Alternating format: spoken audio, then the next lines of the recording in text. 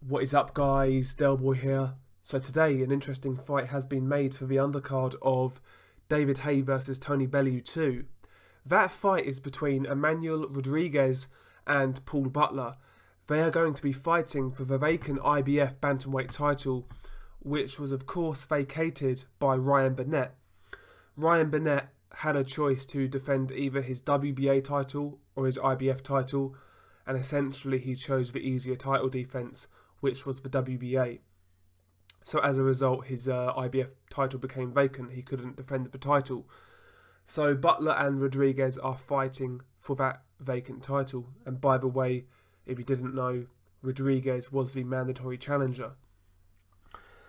So Rodriguez versus Butler, I think it's a decent little fight, but I think Paul Butler is up against it. I feel this could be a coming out party for Emmanuel Rodriguez. I think he's a very talented fighter and a guy who I've been eager to see step up for a little while now. You know, he's 25 years old. He's been highly ranked for a little while now in the IBF, and I've been waiting for this big step up fight, and I think this could be it. And I feel this is going to be his coming out party where he shows people how good he is. So far his level of competition hasn't been that of Paul Butler's, but he's been tagging along nicely, looking good, looking impressive. His most notable win so far was against Alberto Guevara. I do feel Rodriguez in this Butler fight is a substantial favourite. I don't think Paul Butler has looked the same since he got knocked out against Zolane Tete. That was a brutal knockout. At the time, Paul Butler was thought quite highly of amongst hardcore boxing fans and people in the trade. A lot of people really rated him, but he took a bad knockout defeat in that fight, and I just don't feel he's looked quite the same since. He's looked decent in some fights. He beat Stuart Hall in the rematch where he looked okay. He beat him clearer in the second fight, so he looked okay in that one, but to me, he's not looked quite the same. And at bantamweight, to me, Paul Butler is a small bantamweight. He's not a big bantamweight at all.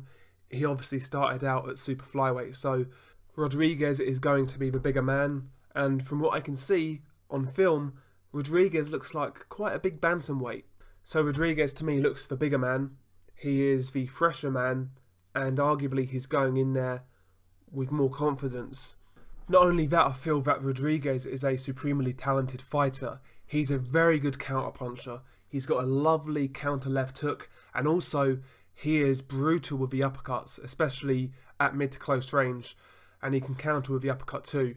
And I saw Rodriguez land a counter left uppercut on a guy called Miguel Cartagena, and it was a lovely timed shot, left uppercut, bang on the chin, and it knocked his opponent out.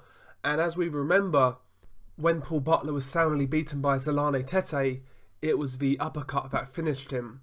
And the uppercut is one of Rodriguez's best punches. He is really good with that uppercut, mid-range and on the inside, and when he counters with it, as well as that left hook and that right hand down the pipe. I feel that Rodriguez is a really fluid counter puncher, and he can box at range. He's good on the inside, he's good at mid-range. He's a well-rounded, versatile fighter, and he's not predictable with it either. Like, so sometimes he'll keep it long, you know, 1-2, 1-2. Sometimes he'll lead with his right hand. Sometimes he'll go forward, fight on the inside. He is really well-rounded, and that is a selling point, in my opinion, on Rodriguez. I think he's a really good boxer, and defensively he's not too shabby. He doesn't do anything special in terms of defense, but he covers up. He'll slip left and right, and he'll make the most of his boxing ability. I think Rodriguez is a really good talent. I really do. And I think this could be a bit of a coming out party.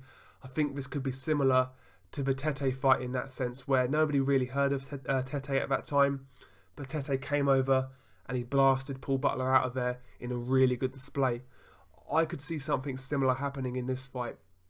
I feel that Butler is up against it. To me, Butler is an in and out type fighter. He's got quick hands, he's got quick feet, he likes to get up close, have a flurry and get out. You know, he can box really well up close.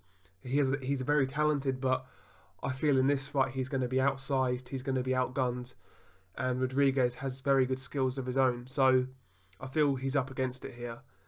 And like I say, Rodriguez can punch as well, so I'm struggling to see where Butler wins this fight. I think he could trade with Rodriguez on the inside and have success, but Butler's not a big puncher. Rodriguez is, so he can't really stay on the inside because he's going to get clipped and he's going to get hurt.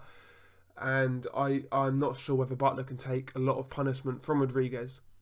I think he's good enough on the inside to give Rodriguez issues, but he just doesn't want to stay there because he's going to catch a big shot.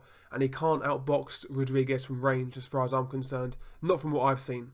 I don't think he can outbox Rodriguez from range. So I really do feel Butler is up against it here. I'm going to go with a Emmanuel Rodriguez mid to late stoppage. I feel that the task is just a little bit too big for Paul Butler. Paul Butler's a good fighter, but to me, he is a super flyweight. I don't think he's a bantamweight. You know, if you look at some of the other bantamweights out there, you know, guys like Jamie McDonnell, Rodriguez himself, Zolane Tete, even guys like Ryan Burnett, Paul Butler is clearly smaller than these guys. You know, I don't think he's a bantamweight personally. What do you guys think? Am I underrating Paul Butler? I do think he's a good boxer. I think he's got a lot of skills, but I just don't see him winning this fight. What do you guys think? Peace.